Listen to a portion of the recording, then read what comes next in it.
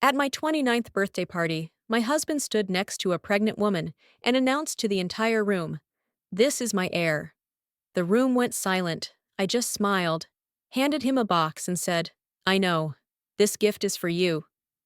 He opened it, and his hands began to tremble. Before I tell you everything, I'd really appreciate it if you hit subscribe, tap the like button, and let me know in the comments which state or city you're listening from. I'm always curious to know where my voice is reaching around the world. Now just sit down, take a deep breath, and let this story flow all the way through. That morning, my 29th birthday, smelled like freshly brewed Ethiopian coffee and damp grass outside. I woke up like I always did. No alarm needed. Exactly at 6 a.m., with the first light of the sun slipping past the curtains, brushing a golden streak across the living room wall where a painting hung. One Hudson had chosen just because it looks rich. I carried my coffee out to the porch, sat in the white rattan chair from the living room set, and looked out at the little garden behind the house. Flower beds I planted myself nestled between Versailles-style sculpted shrubs, an Italian fountain, and a Provence rose trellis. Everything was his taste, luxurious, showy. This house, from the glossy leather sofa to the chandelier floating over our heads, was almost entirely Hudson's aesthetic. I took a sip of coffee, that warm bitterness sliding down my throat, and like always, memories pulled me back to the early days when our company was gasping for air under debt. That year, Hudson told me he had a life-changing idea: a luxury furniture workshop with imported European machinery. 8 months later, it all collapsed. Piles of debt. Still, he wanted to keep fighting for his startup. The only problem? No one would lend him money. Bad credit, unresolved debts. Banks said no. Even suppliers wouldn't trust him. Instead of walking away, I stayed. Through my uncle, a silent investor, I kept the funding alive. He warned me. Every major contract, equipment order, and shareholding had to be under my name to protect the money I agreed, with one condition. He had to keep it a secret so Hudson could still think he was building an empire. But in the lawyer's drawer, every contract had my name on it. Hudson gradually saw me as another luxury furnishing, useful, durable, invisible. I was the one renegotiating warehouse leases, finding new suppliers, cutting out wasteful expenses, reading every line of contracts I used to let him sign without question. I was the one who made a dozen phone calls to find an accountant tough enough to untangle the chaotic books he'd left behind. The phone rang. "Marlene, Mom," flashed on the screen I picked up, and her voice came through. No birthday wishes, just, "Serena, are you up yet? We've got a lot of guests today. Make sure there's enough food. Don't let Hudson start drinking too early.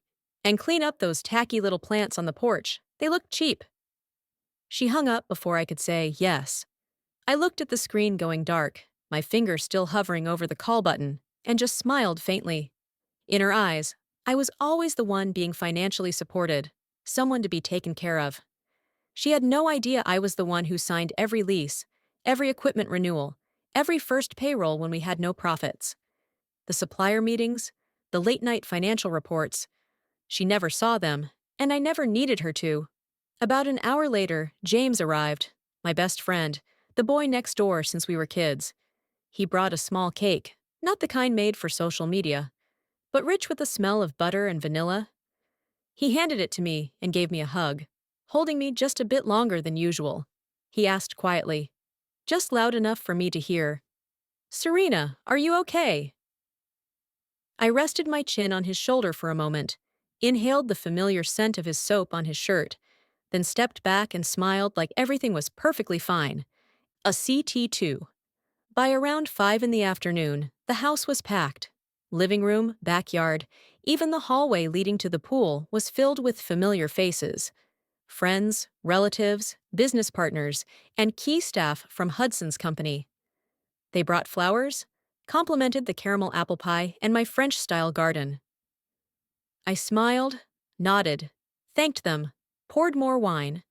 I played the role I knew by heart, the sweet wife, the thoughtful daughter-in-law, the young lady of the house, elegant and warm. Hudson was exactly where he liked to be, at the center of every conversation circle.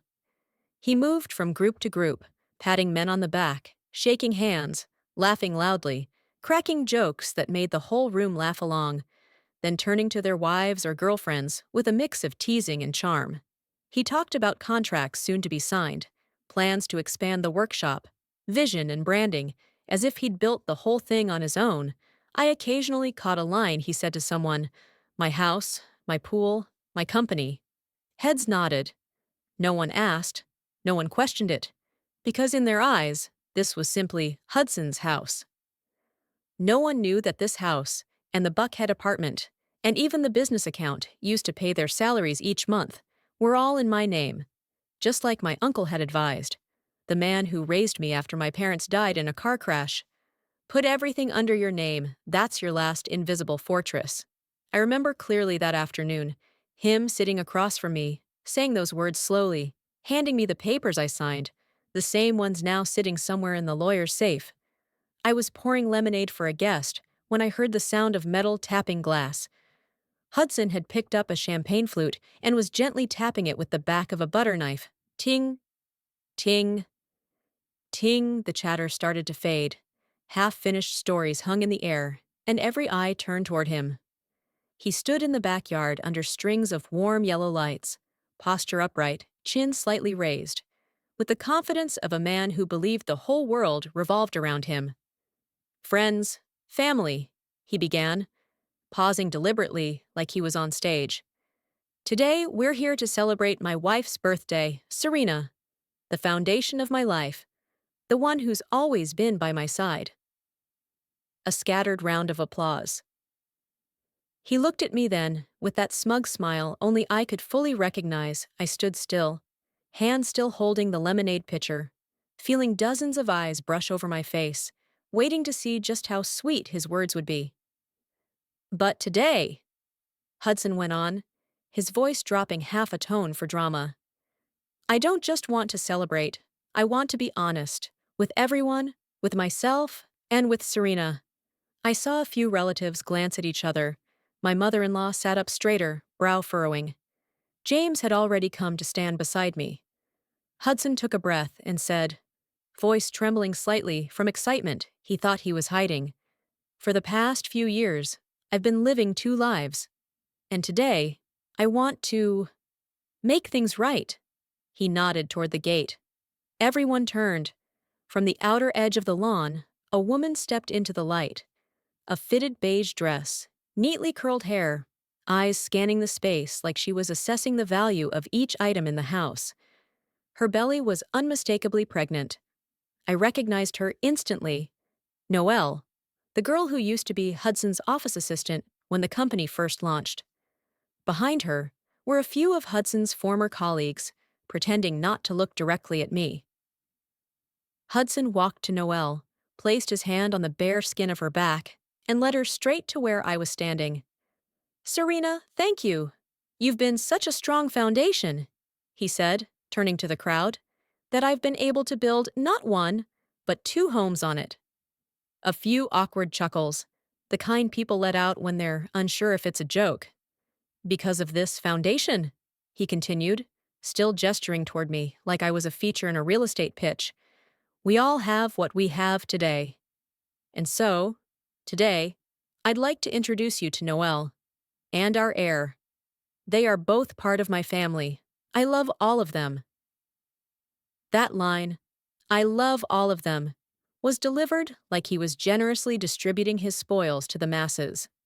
Without even glancing at my reaction, he placed Noelle right next to me, so close I could smell her sharp, musky perfume. He arranged us like a family photo. Ex-wife, mistress, unborn child, him in the center, the guests as the backdrop. Somewhere at the dining table, someone dropped a fork. The clink of metal on china rang out strangely clear. Someone inhaled sharply. My mother-in-law put her hand on her forehead, whispering, "Oh Lord," like she'd just been betrayed herself. The party didn't just fall silent. It froze. In my head flashed a sentence, "Hudson." had once thrown at me during an argument. If I leave, who pays the debts? Who keeps the company running? Don't forget those debts are under your name. You and I are tied together now. And now, standing on the lawn, his hand on his mistress's back, with every guest's eyes soaked in a mixture of pity and curiosity aimed at me, I realized he really believed that he thought I had no way out. In that moment, I didn't feel the ground collapse or my heart shatter. No, I felt something else, something strangely calm, sharp, and final. A soft click echoed in my head, like a rusted lock finally turning into place after years, and a heavy steel door slammed shut for good. Then the thought came. Not loud, not panicked. It rang as quietly as a lone bell in cold air. I stood between my husband and his mistress. The world around us paused. I saw Mrs. Marie from next door, frozen still, her cocktail glass suspended midair. I saw my mother-in-law, Marlene, face pale, instinctively stepping back, as if the truth about her son might tarnish the perfect image she clung to. The silence was thick enough to touch, pressing against my ears, swallowing the wind, the rustle of leaves. I slowly turned and smiled. A polite, distant smile, the kind a hostess gives latecomers to a party. I scanned every stunned face, pausing just long enough on each one to silently say, "I see you. I'm here. I'm fully awake." Then I looked back at Hudson. He still had his hand on Noelle's shoulder, face lit with smug satisfaction, like a man standing atop some great triumph. He waited for my reaction. Tears, yelling, a breakdown to prove I was unstable. He was ready to play the gracious winner, soothing the loser. I walked over to the small table on the patio where my gift had sat all evening. A box wrapped in deep red silk ribbon, thick ivory paper, no print, elegant and discreet. 6 months ago, when James warned me, when I discovered everything, I spent an entire afternoon picking out that paper. Every detail had to be perfect. I lifted the box, weightless, and returned to Hudson, now watching me with a flicker of unease. "I know, Hudson," I said. My voice didn't shake. It was steady, maybe softer than usual. "This gift is for you." I held it out. He hesitated, a beat too long, as if his script had glitched. Then, almost mechanically, he let go of Noelle's shoulder and took it. His fingers brushed mine, warm, slightly damp, and I pulled away instantly. He looked at the box, then at me. A mocking smile crept across his face. Maybe he thought it was some sad parting gift, a watch, cufflinks, a final attempt at dignity from a betrayed wife. He tugged the ribbon. It slid off into the grass. He tore the paper, no longer confident, a little too forceful. Beneath it was a plain white cardboard box. He opened it.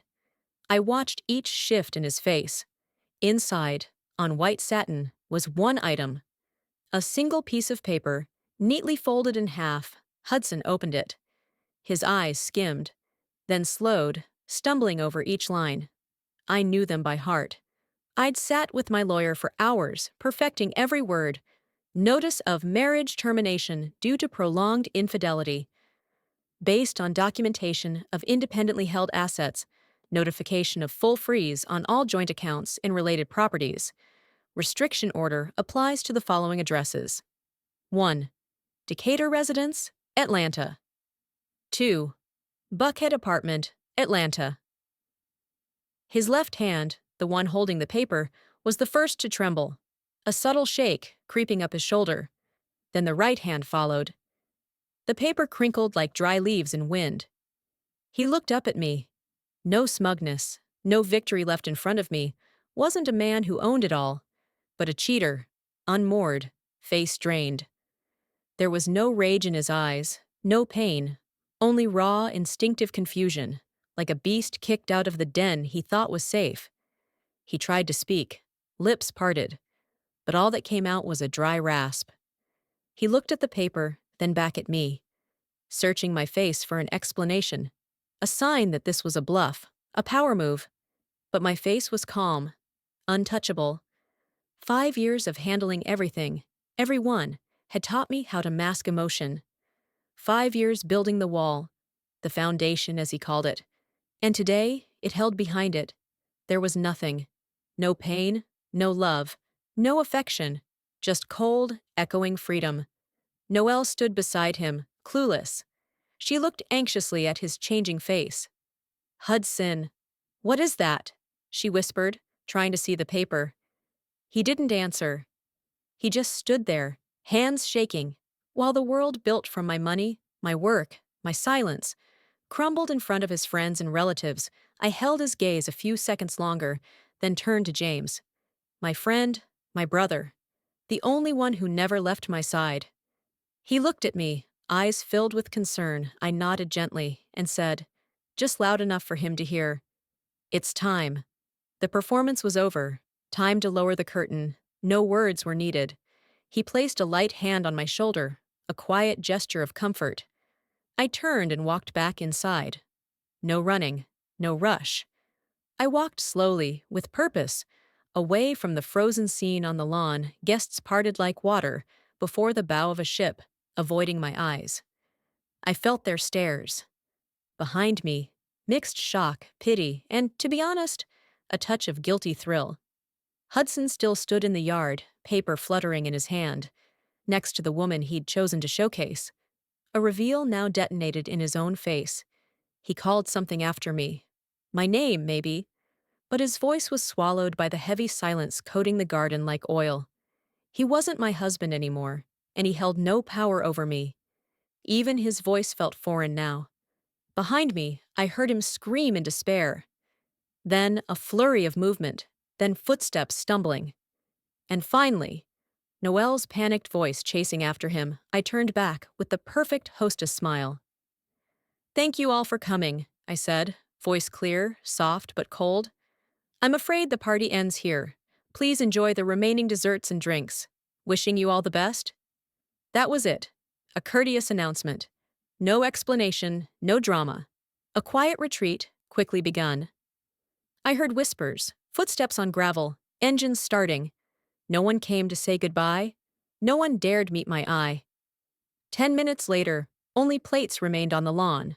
Half-full glasses, crushed flowers. On the grass, Hudson snapped out of his daze, grabbed Noelle's hand, and stormed toward the gate, out of my house, out of my life, with a rage soaked in helplessness. When the last car disappeared and the evening silence returned to the neighborhood, James looked at me. "I'm fine." I smiled and told him, "Everything happened exactly as it should. Can you help me clear the table?" We cleaned up in quiet, collected dirty plates, folded the tablecloth, took out the trash, familiar, mundane tasks that soothed the mind. Each gesture had a purpose, every motion already known. I washed the glasses, thin crystal ones. Water rinsed away strange lipstick stains, strange wine. And I felt that, along with the dirt, something else was being washed away. 5 years I'd mistaken sacrifice and support as love. As family, James worked beside me, occasionally glancing at me with concern. He was waiting for me to break, cry, scream, but I was calm. Inside me was silence, emptiness. No pain, no bitterness, just a cold lightness, like I had carried a burden my whole life and finally laid it down. When we finished, it was late. The house was clean, quiet, mine. I brewed mint tea from the garden. We sat on the porch, watching the stars. My phone buzzed, sharp and shrill. Breaking the peace, James picked it up. Hudson's name flashed on the screen. A missed call, and a second later, a voicemail. James looked at me, checking. I put it on speaker, the voice shattered through the night, distorted with anger, hoarse and raw. "Serena, are you insane? What the hell kind of circus stunt was that? You humiliated me in front of everyone. Is this some childish tantrum, cheap revenge? Have you lost your mind? The debts? Did you forget them? Do you even understand what you've done?" His voice cracked with fury. In the background, Noelle's voice tried to soothe him. "Hudson, calm down, don't say that," he yelled. "I'll make you lose everything, Serena." "You have until morning to apologize. You should have just gone along with it. If not, I swear you'll regret it, deeply regret it. Wake up before it's too late. The message cut off. We sat in silence for a moment. James looked at me, his face tense. Serena! I slowly picked up the teacup. My hand was steady. I took a sip. The mint tasted fresh and clean. He still doesn't get it, I said. He and Noelle think this is just a woman's tantrum, a dramatic outburst that'll pass by morning. They don't see the planning, the preparation, or the rage that's been frozen over for a year. They only see what they want to see. A childless wife throwing a fit after being cheated on. They still believe they're in control. I looked at James. His eyes carried the same question as Hudson's voice. What now? I placed the cup on the table. The sound of porcelain on wood was the only sound that night. Tomorrow morning at 10, I meet with the lawyer, I said softly. My voice was steady. No doubt. His screaming on voicemail didn't scare me. It only sharpened my will. Like a blacksmith plunging red-hot steel into cold water, his words turned my will into iron. He didn't know today wasn't the beginning. It was the ending, the full stop I'd been aiming for all year. The next morning, I drove into Atlanta in silence. Victor Bryant's office was in the old building off Peachtree Street, behind a heavy mahogany door. The room smelled faintly of expensive cologne and old books. Victor Bryant fit the space, solid, older, eyes sharp and unreadable. He used to work with my uncle, which is why I sought him out. I could trust him. He greeted me at the door, led me to the large desk, and offered coffee. Serena, he began as we sat, his tone professional, measured. As agreed, all notifications have been sent. Accounts and assets have been frozen. The process is underway. Has Hudson or any representative reached out yet? Just one voicemail, filled with threats and accusations, I replied, my tone light, like giving a weather report. Victor gave a slight nod, as if that fell neatly within the scenario he had anticipated. No surprise at this stage, he still believes he's controlling the game. That feeling won't last long. He paused, folded his hands on the desk, and his gaze turned serious. Serena, the basic preparations are done. But there's one more thing. When you first came to me, out of professional habit, I decided to dig a little deeper. As a precaution, I needed to know exactly what we were up against. And unfortunately, what I found is worse than what I'd expected. He pulled open a drawer, took out a thin, unmarked folder, and placed it in front of me. I'm obligated to inform you of something extremely disturbing. This goes beyond infidelity. This was a calculated plan, deliberately targeting you. I didn't move. I just stared at the cover of the file. What is it? I asked. Victor opened the folder, pulled out a few sheets of paper, and slid them toward me. This is a copy of a petition your husband submitted to the county's psychiatric unit last month, requesting a mandatory psychological competency evaluation for you. An official form, typed, with Hudson's familiar, jagged signature at the bottom. This is the legal first step, the lawyer's flat voice continued, like from a distance, to declare someone mentally unfit and petition for guardianship, thereby gaining full control over the assets. I picked up the top sheet. It was a list of symptoms my husband had reported. I began reading. Frequently misplaces personal items, unable to recall location of phone, keys, or documents, indicating signs of progressive short-term memory loss. I remembered last week searching the whole room for my phone, only to find it still in the car. But I was certain I hadn't left the house that day. I even laughed and told James maybe I should install cameras in the house. Exhibits disorganization in daily routine. Confuses basic kitchen items such as salt and sugar, posing potential harm to self or others. I had once, while exhausted and sleep-deprived, scooped salt into the sugar jar, realized it, dumped it out, and replaced it with fresh sugar. Hudson had chuckled that day, saying, "You're working too much. It's messing with your head." Turns out, he was taking notes, gathering evidence.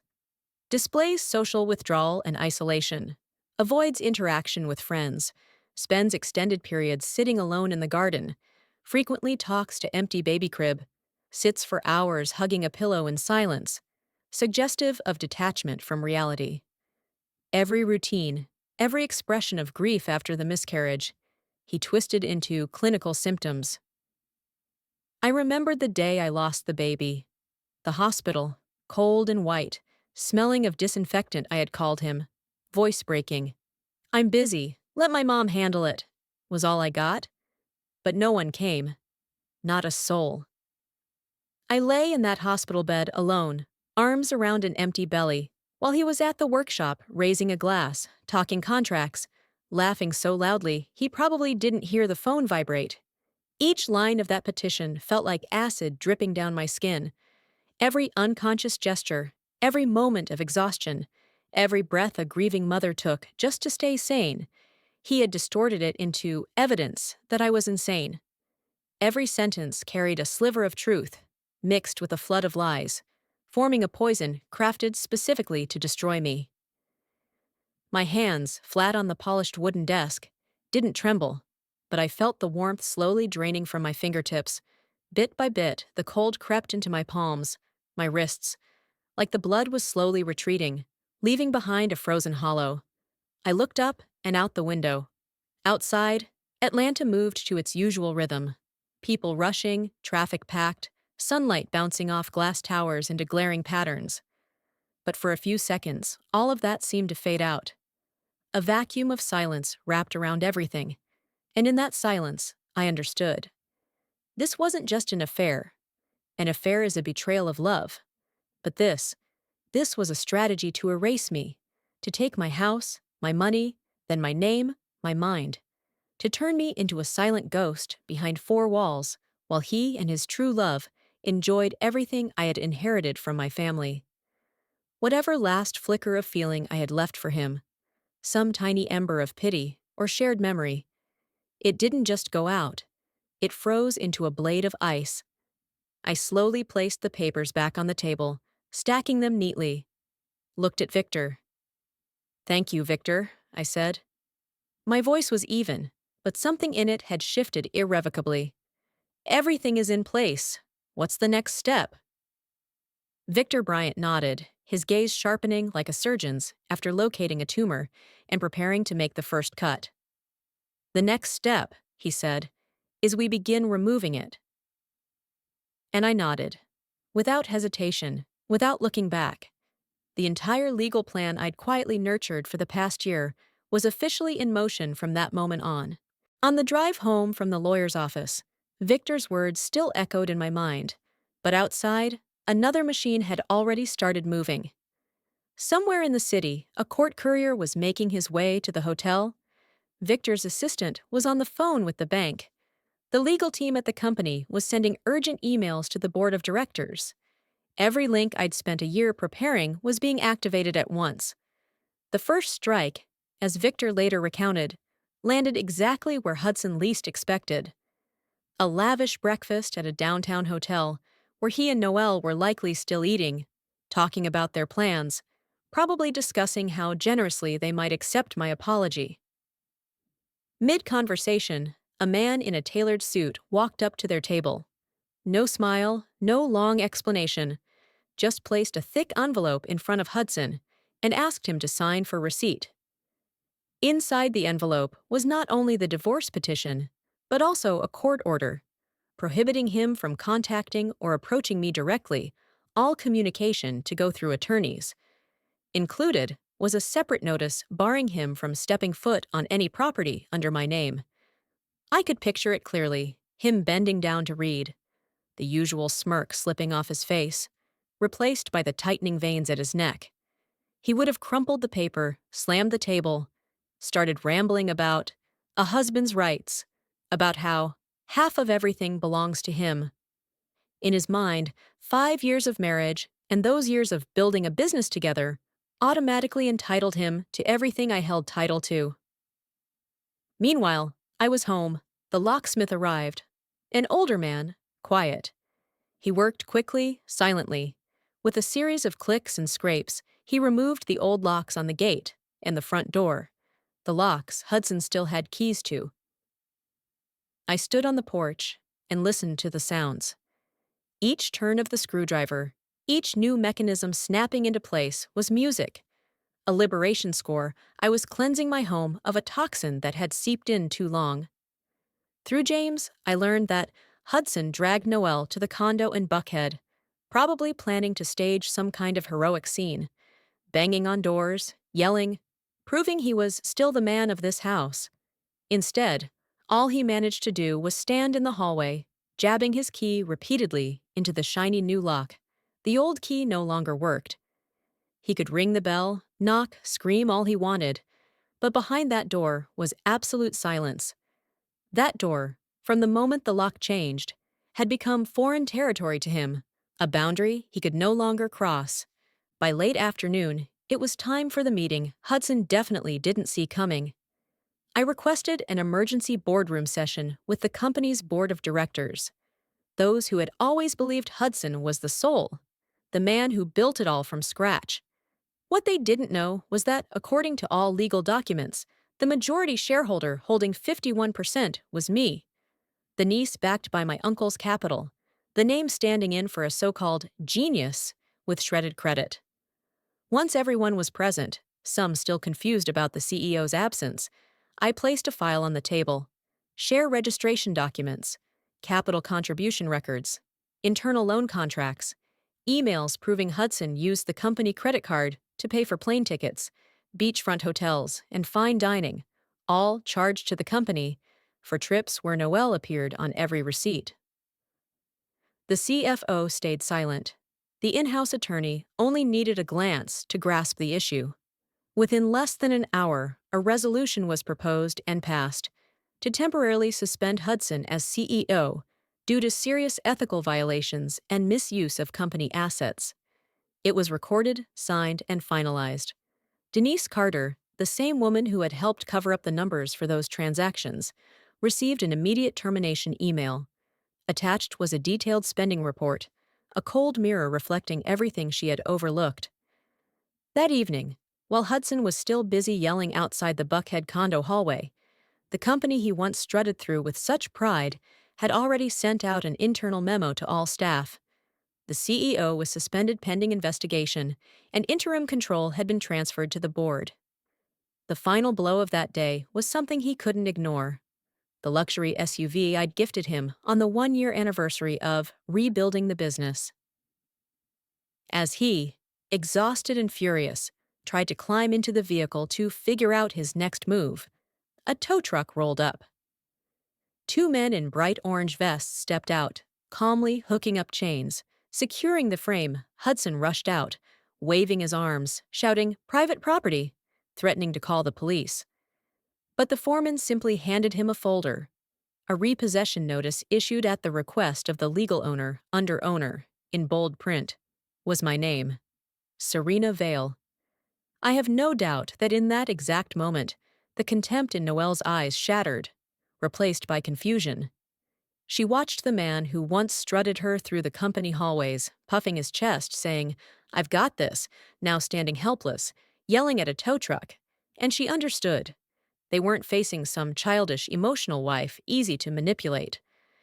They'd stumbled into something cold, quiet, and entirely calculated.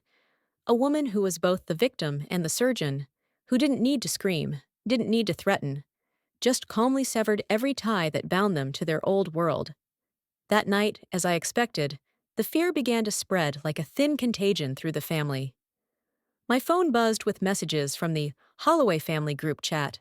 My mother-in-law, Marlene, unable to tell right from wrong, simply sobbing that, "Our daughter-in-law's gone insane. She kicked Hudson out, cut off all the money. We have to do something. We have to save him, poor Hudson." She forgot I was in the group, too. My avatar right next to her name, I tapped reply. "Don't worry, Mom," I typed. "Your son will be fine.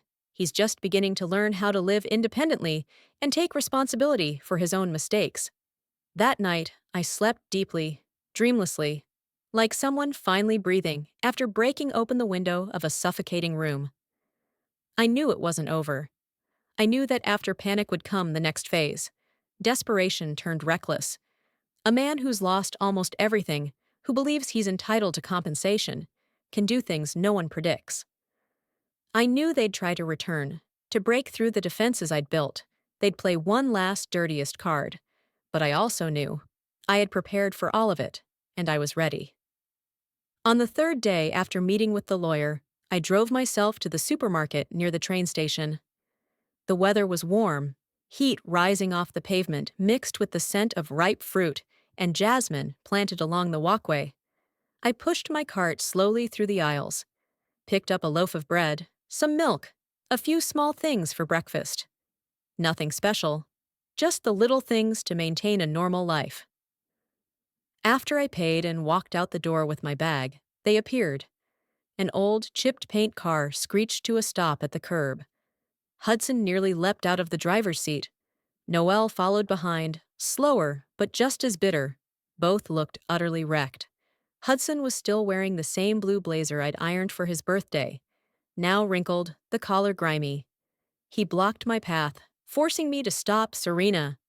Hudson started, his voice strange, caught between rage and begging. "We need to talk. You can't do this. You're not allowed to do this to me." I stared at him silently. "You cut off everything. Everything. How am I supposed to live? You tossed me out like a dog after 5 years. 5 years of marriage. Do you even understand what you're doing?" He flailed his arms, trying to draw attention from passers-by. But a few glanced over, saw what looked like a typical domestic argument, and moved on. I remained silent, letting him spill it all. I knew underneath the anger was pure fear. When he realized shouting wasn't working, his shoulders slumped, and his tone softened, dripping with cheap desperation. "Serena, don't you remember? When we first fell in love, when we built everything together. Have you forgotten all of that, just for one mistake? I was wrong, I admit it. But does it really have to destroy everything?" He searched my eyes for the woman I used to be, the wife who forgave, who endured, who carried it all so he wouldn't have to. But all he found was an empty space. When he saw his pleading was useless, Noelle stepped forward, her eyes sharpening. "Mrs. Vale," she began, trying to sound composed, but each word dripped resentment. "You want to hate me, resent Hudson, fine. But the baby in my belly? He's done nothing wrong." She lifted her chin, voice rising, laced with both fury and desperation. "No matter what you think, he's still Hudson's child. He deserves support. You didn't just take everything from him. You're taking it from my child, too. You were a mother once, weren't you?" She aimed for pity, guilt, their last card. They assumed I, like most women, wouldn't be indifferent to an innocent child's future. I listened, didn't interrupt. I let his rage and her fake maternal plea pour out. I looked at their faces, twisted by fear, and felt nothing. No anger, no triumph, no pity, only a clear, cold awareness. When they finally ran out of words, the space between us fell into an eerie silence. I could hear the beeping of checkout counters, children laughing somewhere in the parking lot. Life outside went on, oblivious to this little theater. I simply stepped around them, the way one walks around two useless street poles, gripping the strap of my bread and milk bag. Heading home, I didn't look back. Behind me was only a thick, dead silence, like the echo of a shattered bell fading in the air, leaving the two of them stranded on the sidewalk. 2 days later, Marlene called. Her voice cracked through sobs.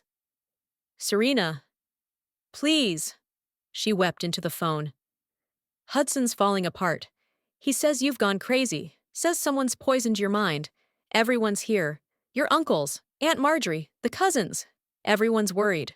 All our lives. Whenever something happened, we talked it through, didn't we? Please come to my house tonight. Just a family talk, calm and respectful, for old time's sake, for me. Please?"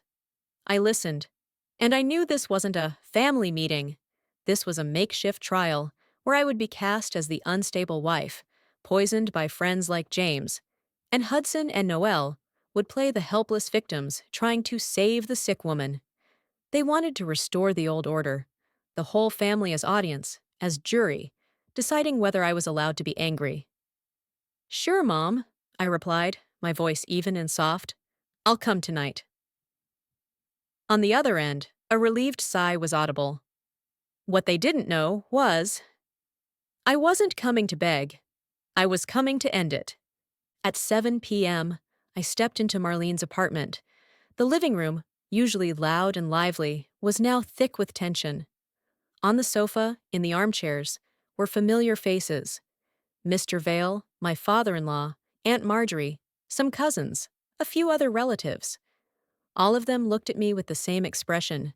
Part pity, part curiosity, part hope that maybe there was a simpler, easier story to believe Hudson and Noelle sat in the center, on the big sofa, like it was their stage. He had his head bowed, hands covering his face, the picture of a grieving man. They had already told their version of events before I arrived. Now it was my turn. I gently set down my handbag and sat across from them. Hudson looked up, and I had to admit, he wasn't a bad performer.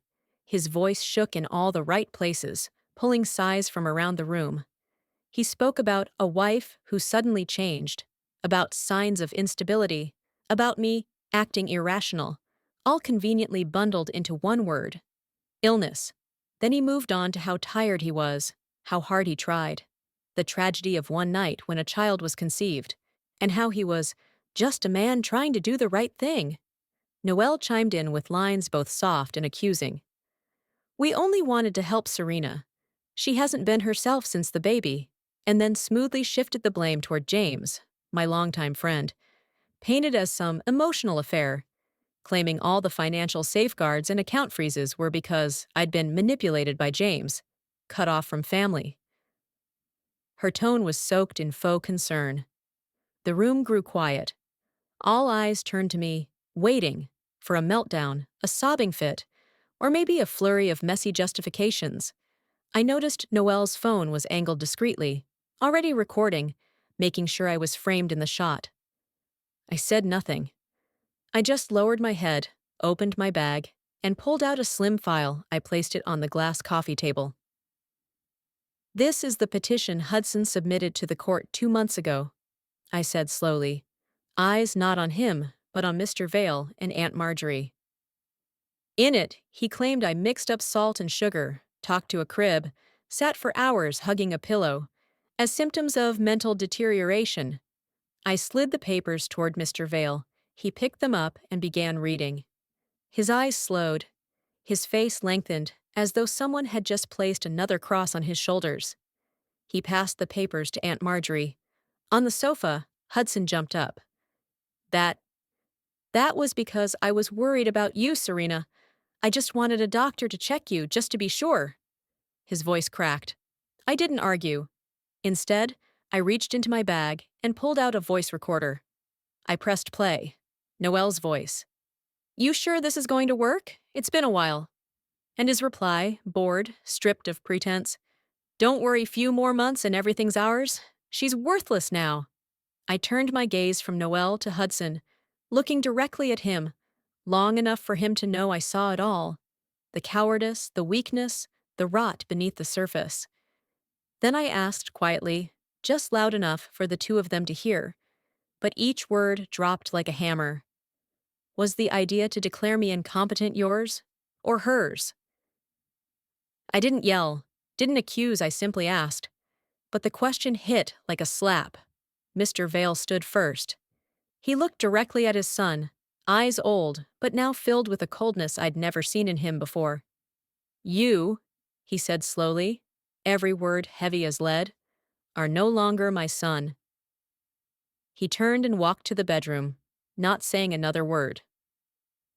The other relatives, without being told, rose one by one, avoiding eye contact with Hudson and Noelle, like they were a stain that wouldn't wash out. Only Marlene remained slumped in the corner of the sofa, face buried in her hands, sobbing. Hudson and Noelle stood stranded in the middle of the living room. Every image of the heartbroken husband, the man just trying to save his sick wife, went up in smoke with the press of a button. I bent down, picked up the recorder and the file, slipped them into my bag, and didn't say another word. Then I turned and walked toward the door. I walked out to my car, heard the engine start, saw the streetlights reflect across my windshield. There were no more calls from Hudson or Marlene after that night. No apologies, no explanations, no attempts to reach out.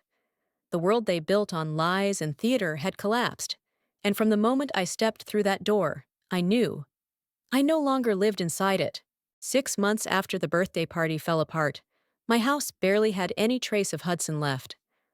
One morning, as sunlight poured into the living room, I stood in the space once crowded with heavy velvet drapes and oversized furniture, and suddenly realized I could no longer stand the kind of luxury he used to obsess over. I started with the smallest things, unhooking each thick, wine-colored curtain my mother-in-law had once complimented, folding them and putting them in a cardboard box. Dragging the massive leather sofa he bragged was authentic Italian, and listing it online. Hauling down all the tacky, gold-toned, metallic-framed paintings I'd never truly liked, and moving them to the garage. I repainted the walls a soft sunshine hue. No more imported golden wallpaper, Hudson had said. Looks like a palace.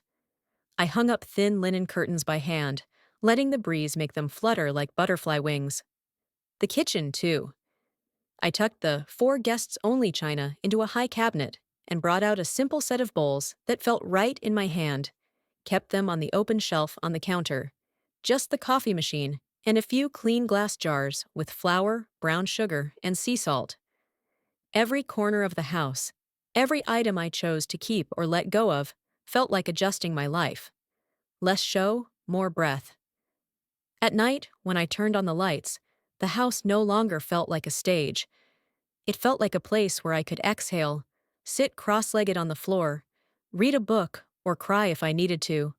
Without fear of judgment, I enrolled in an online business management course, sat in front of my laptop at 5 a.m., holding a cup of Ethiopian coffee, my eyes alert as I learned how to read a financial report. It didn't make me feel smarter, it made me feel present. No longer the person signing wherever she was told, but the one who knew exactly what she was signing a few months later. With my uncle's guidance, I decided to sell the Buckhead condo. On the day I signed the transfer papers, I didn't cry, didn't feel regret. I just looked at the line where it said, Current owner, Serena Vale, then at the amount that would be wired to the company account, and felt a strange kind of gratitude. At least, all those silent years had left me with something that could be turned into freedom. That money became a reserve fund. It helped me restructure the company. I hired an experienced operations director, paid off old debts, upgraded machinery with a proper plan, and set up a stable payroll for the workers. James still came by regularly, not as a rescuer, but like an old friend stopping by for tea after work. One day, he brought a small gardenia plant, dark green leaves, a few white buds not fully open, and placed it on the corner of the balcony where Hudson used to smoke cigars. This suits you more than those fake palms, he said, sitting on the step, rolling up his sleeves with a quiet smile. I bent down and touched the leaves, and the scent of the flower was faint, clean, like fresh soap. We rarely talked about Hudson. If we did, it was in passing, like someone mentioning an old acquaintance from another city. Irrelevant now. Most of our conversations were about small things: a new coffee shop that had opened on the corner, my uncle thinking about retirement, me wondering whether I should switch from Ethiopian beans to try something new. James didn't confess love, didn't make promises, didn't give grand advice. He just sat there, in the new wooden chair I bought, holding a cup of mint tea, listening as I talked about inspecting the factory, about how it felt to sign a contract where I was the one setting the terms, not just nodding along. Some evenings, we didn't talk at all, just listened to the insects outside and the clinking of ice in our glasses. I realized I no longer felt lonely in those silences. James's quiet presence, the blooming gardenia, the freshly painted walls, the home I had rearranged to match my own rhythm, all of it whispered one simple truth. I was living a life I had built with my own hands, slowly, quietly, not for anyone to witness, but it was mine. Every now and then, rumors drifted to me like wind slipping through a crack in the door. Hudson had rented a small apartment in the suburbs. The newborn cried through the night. He knocked on old acquaintances' doors, asking for loans, but was met with slammed doors and echoed no's. Noel had left, suitcase in hand, chasing the hope of finding a man wealthier than the last. To me, that story was over. A closed book gathering dust on a high shelf, its hardcover faded, never to be opened again. I didn't choose revenge. I chose to live, to feel free air moving through every cell, to hear laughter ring from the kitchen while burning the edge of homemade bread, to sleep through the night without dreams. This morning, like every morning, I stepped out onto the balcony just as the sun rose, cradling a hot cup of Ethiopian coffee, steam curling with the scent of mountain earth. I inhaled deeply, listening to the city wake, birds chirping on the roof, the distant roll of cars like a steady heartbeat, golden light stretching across the pinewood floor. I had polished myself. For 5 years of marriage, I was just the foundation, steady, silent, so someone else could build their castle on top. But now I see, I'm the entire house complete, with private floors full of books and flowers, wide windows that welcome sunlight, a roof that shelters my own life, and breezes that drift through windows of my choosing. At 30, I've only just begun to build, each brick a smile, each door a hope, each window a light I chose myself.